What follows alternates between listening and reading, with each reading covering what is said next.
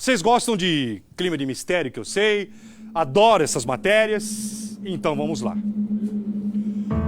Um crime que chocou a cidade de São Paulo. Chocou. Apaguem as luzes. Uma história real que aconteceu aqui em São Paulo, de uma família poderosa. Década de 30, quem mandava aqui eram os barões do café. Uma história que até hoje é até tese de faculdade.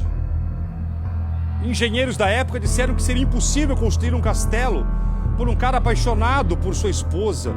Tão apaixonado que falou: vou construir um castelo para você em São Paulo. Imagine isso na década de 30. Imagine isso na década de 30. O castelo agora todo deteriorado, destruído, mas naquela época demonstrava poder. Poder de uma família que mandava. Só que em maio do ano de 1937, ocorreu um crime aí dentro. Mãe e os 2 filhos foram mortos. Maria Cândida Reis, morta. Os filhos Armando e Álvaro. O crime até hoje é um mistério para a polícia. Dizem que um irmão matou outro por causa de... Se eu passei medo, a energia do castelo é muito forte. Tem gente que passa até hoje. Você já passou na Rua APA? É aqui em São Paulo. História real de São Paulo. Dizem que há fantasmas por lá. Eu estive no castelinho que dizem ser assombrado em São Paulo. Essa matéria você vê agora, direto. Balança. O balanço geral começa a contar, a partir de agora, uma das mais inacreditáveis histórias da cidade de São Paulo. 72 anos. Exatamente há 72 anos atrás, este castelo, conhecido como Castelo da Rua APA, foi o cenário de um dos crimes mais bárbaros deste país e também da capital paulista. Eu estou no castelo que dizem que hoje é mal assombrado para contar a história de uma das famílias mais importantes paulistanas da década de 30. Eu estou aqui na Rua APA, o castelinho da Rua APA, para contar a história que parece que até hoje São Paulo não esqueceu. Um arquiteto francês na época foi trazido diretamente da França para vir até aqui, nesse castelo que naquela época não existia. Não existia absolutamente nada. Agora sim, todo ele construído. A família Guimarães, na época, gastou uma fortuna. A poderosa família Dona Candinha, rica mulher, esposa de um conhecido e respeitado médico aqui da cidade de São Paulo.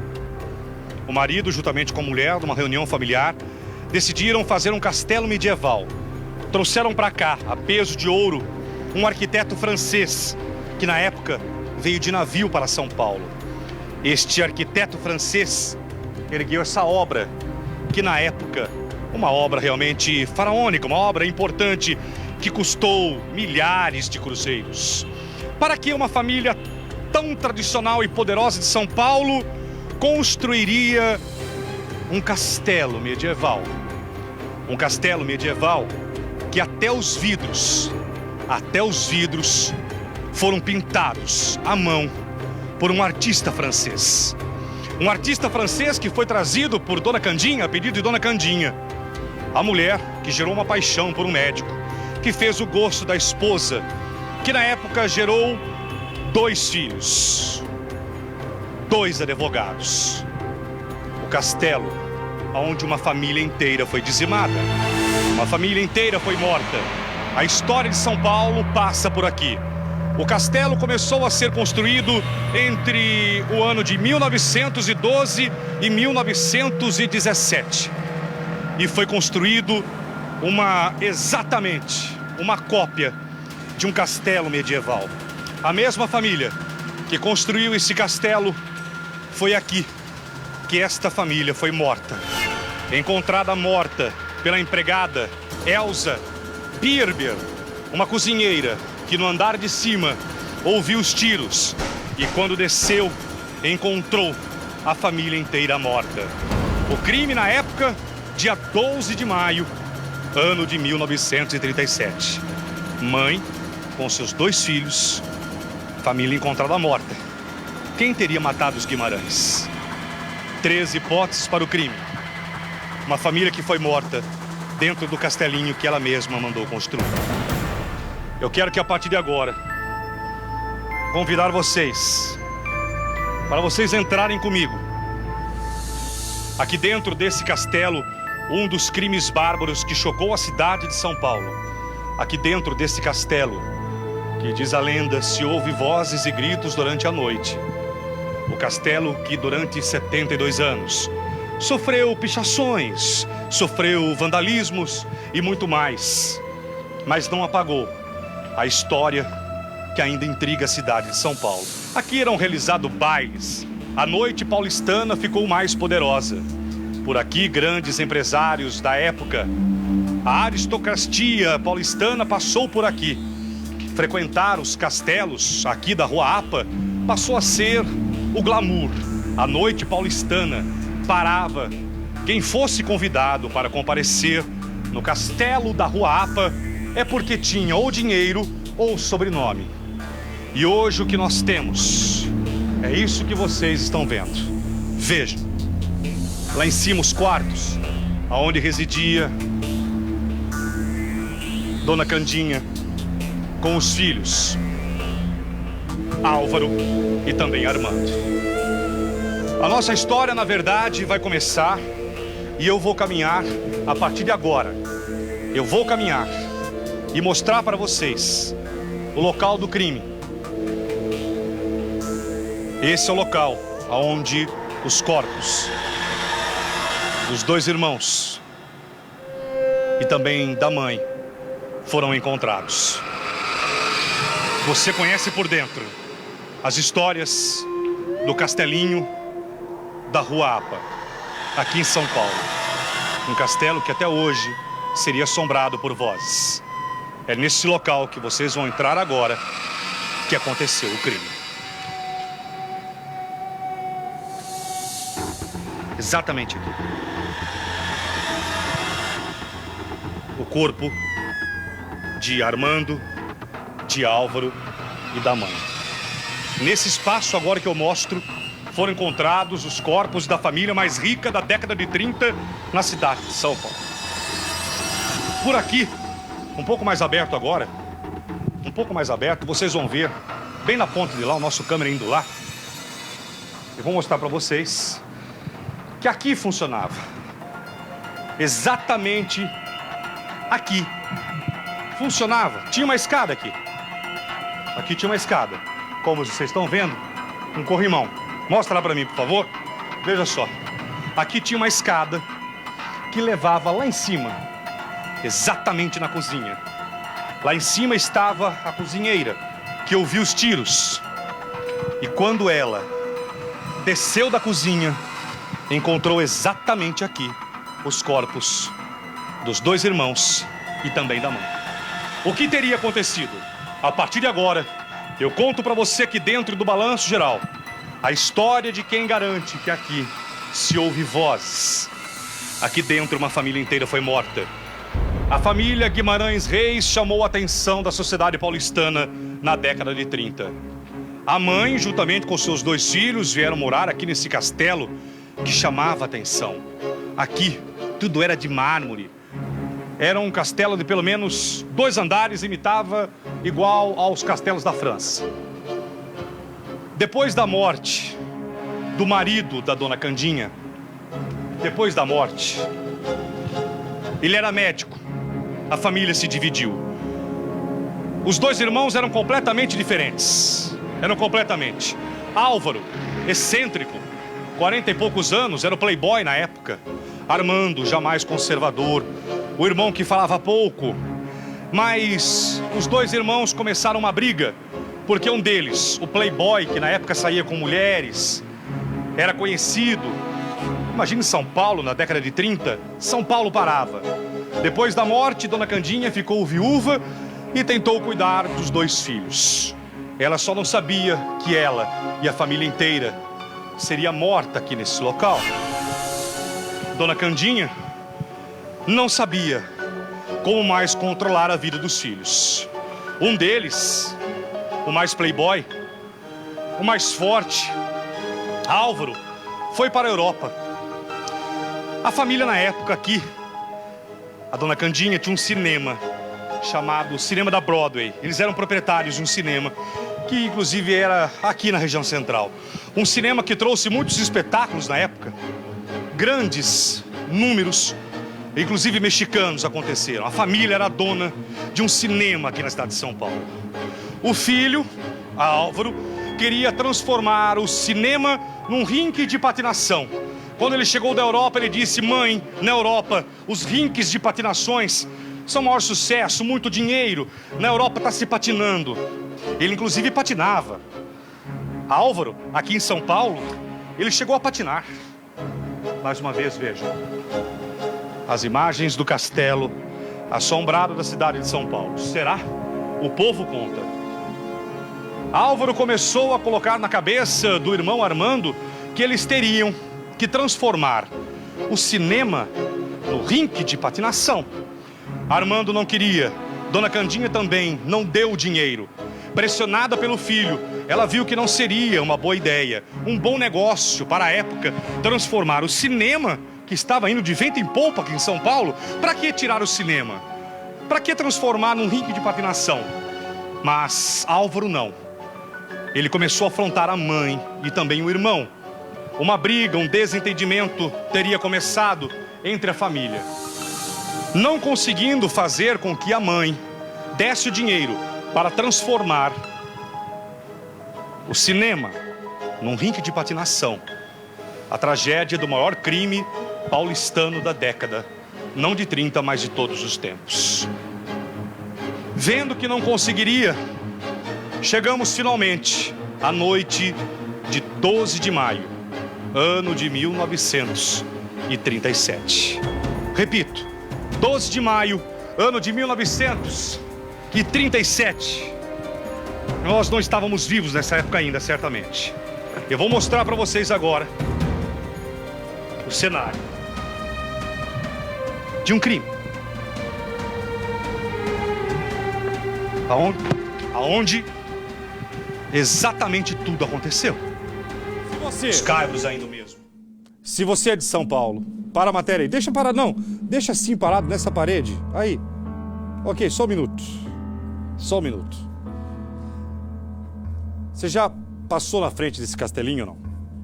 Da Ruapa? É só passar, independente da tua religião. Passe na frente. Não é? Pavoroso. Pavoroso. Dá o microfone, meu filho. Vai lá, não. Meu câmera.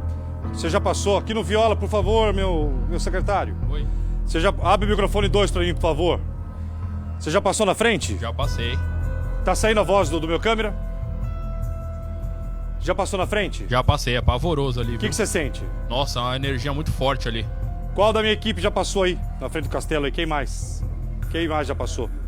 Quem já? Aqui. Vai lá pro Marquinhos lá. Vai lá. Passa na frente do castelo. As pessoas dizem que vem vultos. Eu tô com gente, tanto no meu Twitter quanto aí no coisa, dizendo que... Eu não vou ficar falando, porque é aí de cada um. É de cada um. Não tem como. Acho que já viram coisas que passa quando vê vultos naquela torre, principalmente. Você já passou por lá, Marcos? Só a voz do Marcos. Já passei. De manhã é bem assustador, à noite é pior ainda. E o pessoal da região lá comenta sobre isso, que às vezes vê coisas assim. Os vizinhos. Quem é dos vizinhos? Vamos continuar vendo? Agora, esse negócio dos gritos, se eu ouvir, vocês vão ver aí na reportagem agora. Tá? Vocês vão ver o local exato onde os corpos foram encontrados. Foi o grande crime da década. Tem até a foto, nós recuperamos. Os jornais, os tabloides da época, né? A foto de como era o castelinho. Esse castelinho aqui em São Paulo tem que ser recuperado logo, urgente, que é patrimônio da cidade. Você nunca entrou? Eu te convido, por favor. Não conseguindo fazer com que a mãe desse o dinheiro para transformar o cinema num rinque de patinação, a tragédia do maior crime paulistano da década, não de 30, mas de todos os tempos. Vendo que não conseguiria, chegamos finalmente à noite de 12 de maio, ano de 1937. Repito, 12 de maio, ano de 1937. Nós não estávamos vivos nessa época ainda, certamente. Eu vou mostrar para vocês agora o cenário de um crime. Aonde exatamente tudo aconteceu. Os caibros ainda o mesmo. Veja, isso aqui tem mais de 80 anos. Mais. –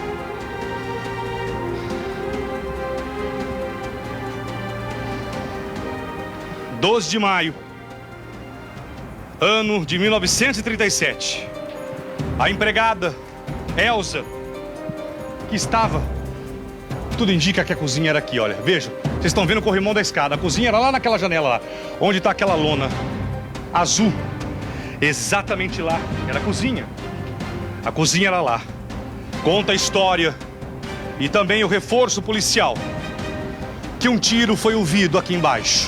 A empregada que estava lá em cima correu.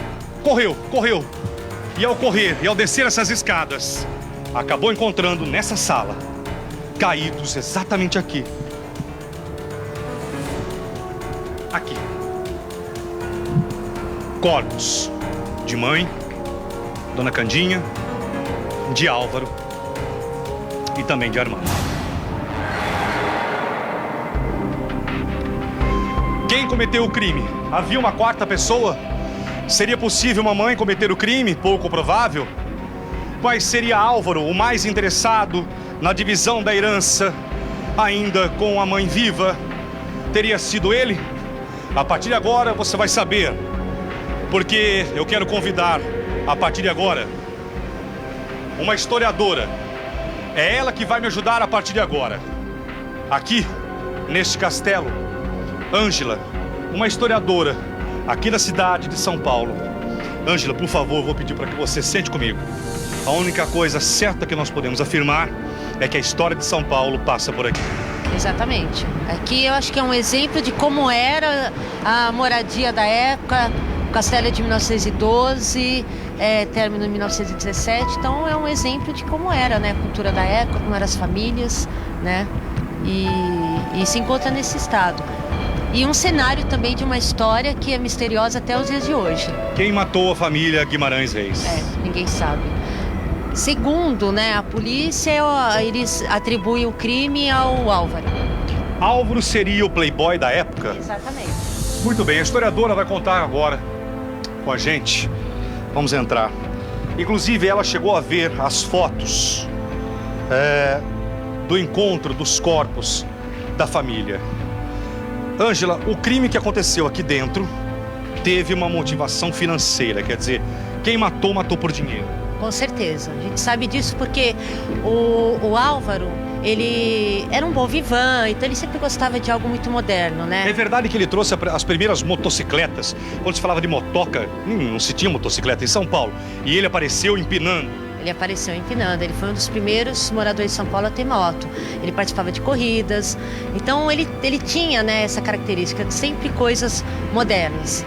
Né? O Armando não, o Armando era o que tomava conta dos negócios, era mais contido, enfim. E o Álvaro veio com uma ideia de abrir o primeiro rink de patinação da América Latina. Agora, essa ideia, ela surgiu, Ângela, depois que ele foi para a Europa, quer dizer, ele foi para a Europa, fez uma viagem de navio, retornou e falou, olha mãe, olha aqui Armando, na Europa o rink de patinação é o que há, tá dando muito dinheiro, vamos transformar o nosso Cine Broadway no rink de patinação. Exatamente, ele veio com essa ideia, era um desejo dele, ele até tinha comentado isso com outras pessoas da alta sociedade que tinham interesse de entrar como acionistas, só que nem a mãe nem o Armando concordaram, achavam que era loucura da parte dele, né? Então aí começa o conflito. Só que daqui a pouco a gente continua.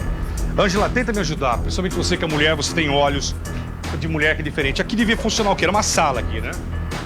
Provavelmente assim, naquela época as construções tinham muito sala de estar, sala de visita, uma biblioteca, sala para conversas, mais assim, particulares. Então, com certeza que era uma dessas salas, né? Então a gente tem outros cômodos lá em cima, infelizmente a gente não tem mais a escada, né? Mas assim, a gente vê que até os cômodos são bem pequenos, né? Não é assim como um casarão normal da época, que era muito grande, tudo muito grande.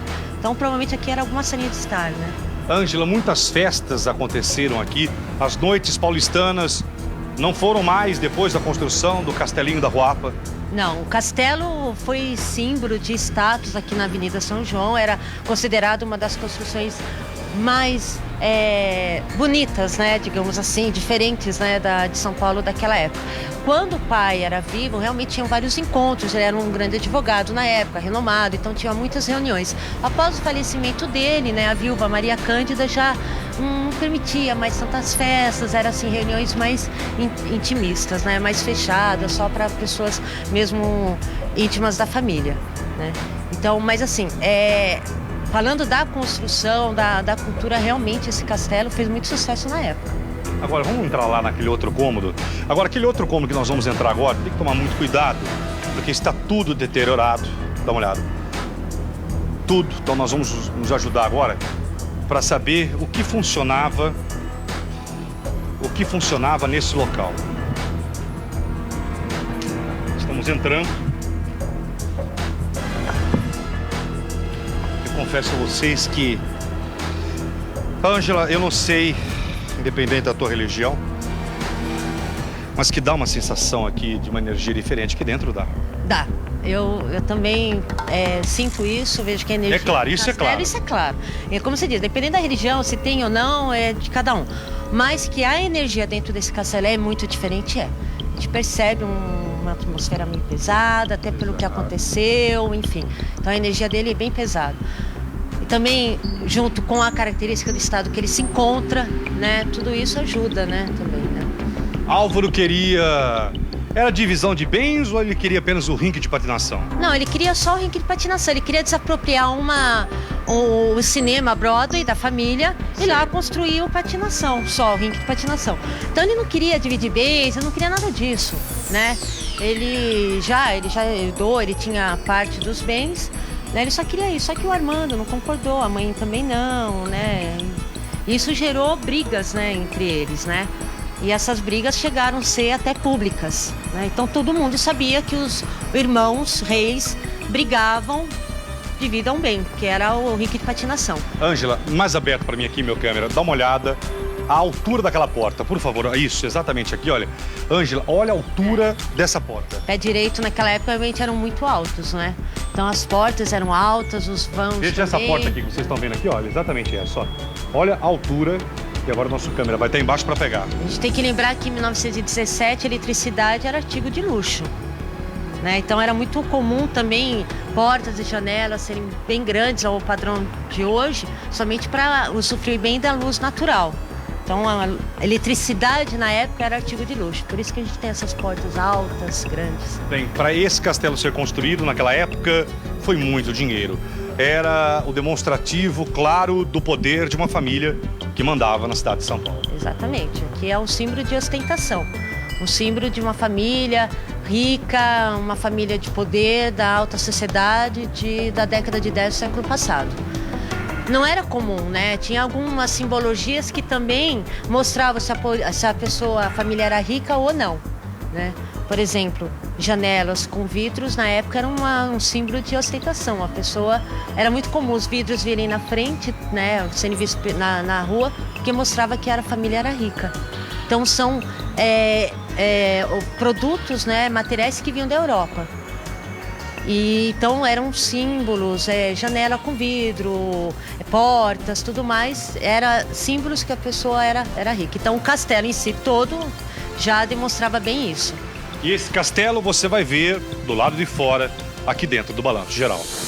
Ângela, a arquitetura fora é mais linda do que dentro, mas lembrando que tudo isso na época, Ângela, tinha cor, tinha brilho, era completamente diferente. Não tinha nem comparação com é hoje, né? Então você tinha, claro, ele devia ser pintado, devia ter alguns detalhes artísticos, ou na parede, ou na porta, ou mesmo nos vitrais. Com certeza que tinha algum tipo de vitral. Agora, Ângela, aquela sacada onde o nosso câmera abre um pouco mais, aquela sacada tinha realmente saída? Era o quarto lá? Provavelmente sim, né? Um balcão, provavelmente vai ter ser algum quarto, né? E aí a gente percebe que a vista que ele poderia ter, a família tinha daqui de lá, né? Que São Paulo sem prédio, sem nada, só casas, né? Então a vista era muito maravilhosa. E aí eu chamo a atenção até pelo detalhe da grade, né? Você percebe que aquela grade toda trabalhada é uma coisa europeia. Exatamente. Boa observação. A grade lá, ó, agora um close na grade, ela tem realmente um desenho, traços europeus. Exatamente, você percebe que já não é daqui. Então tem outros elementos aqui que, né, com certeza a gente sabe, tem, né, que são elementos que vieram da Europa, né? É uma construção mais europeia. Isso aqui, Ângela, poderia ser um brasão da época ou era apenas um brasão decorativo para essa porta? Não, é só um brasão decorativo, muito comum também para a arquitetura da época. Né? Então a gente percebe que tinha todo um capricho, né, na construção, até um portão, né, tinha esses elementos, né, florais. Então era o capricho da época, tudo tinha algum tipo de detalhe. Mas agora aqui, olha, uma outra observação. A única testemunha, essa árvore, que certamente tem mais de 100 anos, com certeza. Com certeza, ela permanece, provavelmente fazia parte dos fundos da casa, do quintal, né, a casa ela é pequena, mas você percebe que a área livre era bastante grande, né. Talvez ela tenha sido a testemunha, né, do que aconteceu, a única. A única testemunha do crime. Agora, vejam aqui, olha, a janela. Olha, a janela de um dos quartos, a gente não sabe se era da dona Candinha, se era o Álvaro ou se era o Armando que dormia lá. Não, esses detalhes a gente não tem, mas era um quarto com certeza, né? A janela intacta, é incrível isso. Né, bem diferente, você percebe que as medidas são bem diferentes das de hoje. Né, ela é bem mais comprida, né, o detalhe embaixo você percebe, né, aquelas escamas debaixo da janela. E eu queria chamar a atenção também para aquela abertura, aquele arco. Que deve ser do banheiro, não? Ou ainda é da sala? Não, acho que é do banheiro. E todo trabalhado, então mais um elemento europeu aqui na casa. Do lado, todos aqueles vidros também fazem parte? Faziam parte da casa. Provavelmente aqui pode ser os aposentos também dos empregados, isso era muito comum, né? Olha, eu não sei se o nosso câmera, com licença, Ângela. Eu não sei, qualquer coisa eu pego a câmera. Deixa eu pegar a câmera, por favor, segura pra mim. Que eu vou agora. Deixa eu ver se eu consigo. É muito pesado, extremamente. Vamos ver se dá pra... Coloca o microfone perto pra mim aqui. Olha, eu tô narrando aqui, ó. Vocês estão vendo. Vamos ver se dá pra gente ver alguma coisa. Colocar a câmera um pouco mais para dentro. Aqui é um dos aposentos que a gente não sabe o que era. E agora, aquilo que ninguém quer acreditar ou imaginar, que esse castelo até hoje guarda um mistério. Muita gente, Ângela, acredita, muita gente desacredita. Ele tem, né, houve algumas histórias que alguns moradores de rua viram, né, vultos dentro do castelo. Aí vai, alguns acreditam, outros não. Eu conversei com alguns que não quiseram gravar, inclusive com o senhor que já está há mais de 7 anos aqui, mas segundo essa pessoa, ele teria visto há uns 5, 6 anos atrás, um pouco mais, uma pessoa, o vulto de uma pessoa na sacada do castelo. Exatamente, ele já afirmou isso, outras pessoas também já afirmaram.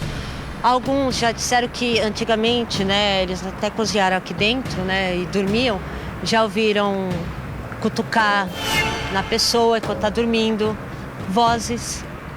Né, então, essa história de cutucar foi de pessoas que dormiram aqui, Ângela? Que dormiram aqui. Porque aqui, depois, quando o castelo ficou abandonado por muitos anos, né, os moradores de rua da região passaram, né, a usar o castelo como moradia. E muitos deles falaram isso. Então não é só um que fala, né? São várias pessoas que moraram aqui que confirmam essa história. Que viram vultos lá em cima, alguns já viram vultos nessa porta. Nessa daqui? Nessa porta aqui. Eu sinto uma energia estranha. Não vou falar pra você que eu vejo, mas uma energia estranha eu sinto aqui no castelo. Eu acho que até pelo que aconteceu. Né, os crimes, as brigas, eu acho que esse castelo tem uma energia. Não estou falando nada assim, é fantasma, nada disso, mas a energia eu acredito que é diferente. Há quanto tempo essas histórias são contadas no Castelinho? Já desde a década de 70, né? Quando os moradores de rua, né? Quando aqui também virou um albergue, a gente ouve essas histórias até hoje. Uma vez ou outra a gente encontra uma pessoa que fala, eu morei aí, realmente, eu escutei isso, eu vi isso, enfim. Segundo antigos vizinhos, não os atuais, alguns vizinhos da década de 80, eles ouviam sim, inclusive gritos aqui, vizinhos, pessoas moradoras próximas aqui. Eu não sei se você conseguiu levantar também como historiadora esse levantamento de vizinhos que chegaram a ouvir gritos e vozes aqui dentro. Também já ouvi falar nesse caso que vizinhos escutavam à noite gritos, é como se uma pessoa estivesse pedindo socorro, aquele grito de dor.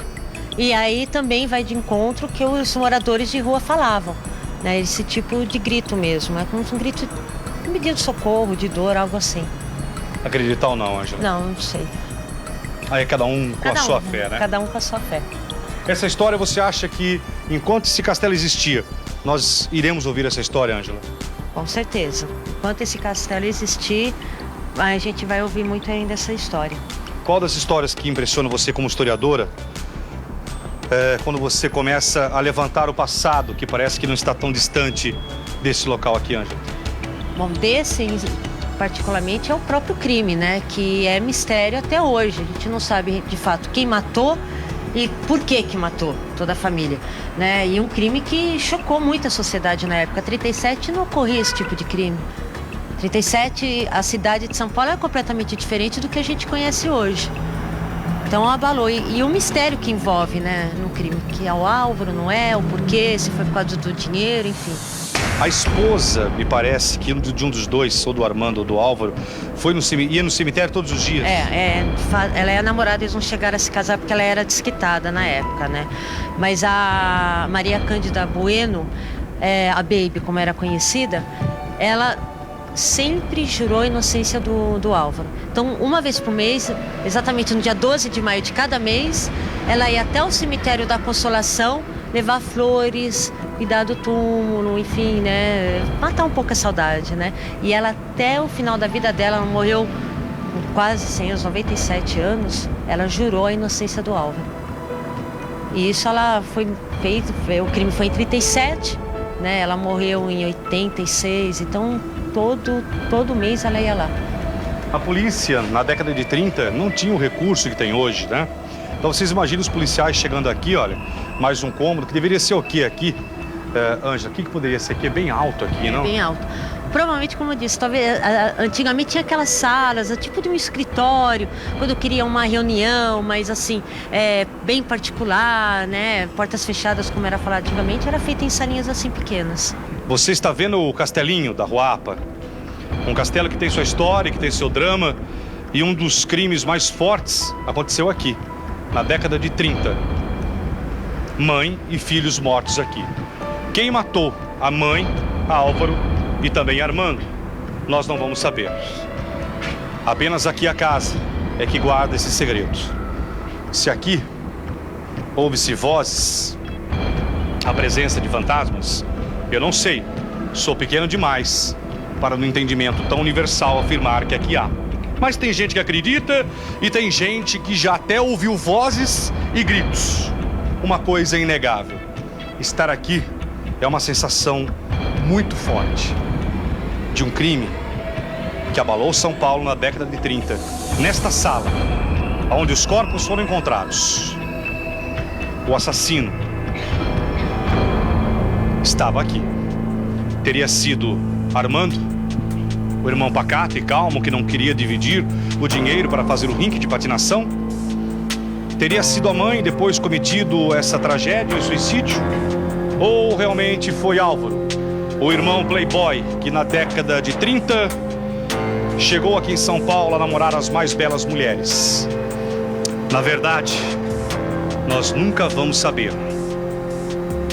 Ao apagar das luzes, o mistério que vai continuar. Apenas as paredes, vidraças e janelas é que podem dizer quem matou a família Guimarães Reis. Com imagens de Francisco Paz, Apoio técnico do Barbosa, produção de Paulo Veronese. E também Cassiano Júnior, Geraldo Luiz. Para o balanço geral.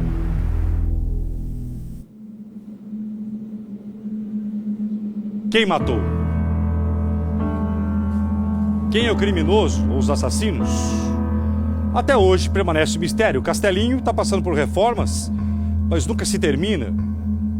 Está precisando de ajuda lá. Lá tem que virar um museu histórico de São Paulo. É a história viva de São Paulo. Geraldo, tem um lugar que você nunca foi. Mandem para mim histórias como essa. O apresentador Caça-Fantasma da TV brasileira. Manda para mim. Manda. Amanhã à noite eu vou estar num lugar que vocês não podem perder. Não podem perder.